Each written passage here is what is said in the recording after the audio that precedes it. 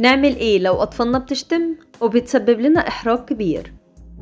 رقم 1، لازم نحدد المصدر اللي الطفل اكتسب منه الشتيمة ونبعده عنه، سواء المصدر ده كان الشارع أو الشاشات أو أصحابه أو حتى حد من عيلته.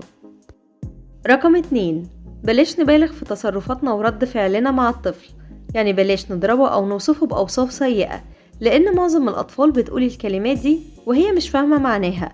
لكن خلينا نتكلم معاهم ونتناقش لو الموضوع اتكرر كتير، علشان ما نلفتش انتباه الطفل ليه فيتلاشى هو لوحده ويختفي. رقم 3، لازم احنا كأولياء أمور ما نشتمش ولا وقت عصبيتنا ولا في أي وقت تاني، لأن الطفل كده عمره ما هيبطل.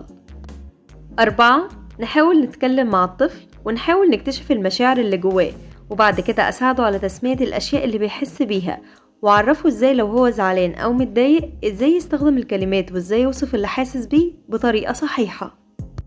5، أبدأ أوضح العواقب والتحذير من الشتيمة في حالة إنها أصبحت عادة ومشكلة بيعاني منها طفلي، مش مجرد تكرار لكلمات هو مش فاهم معناها.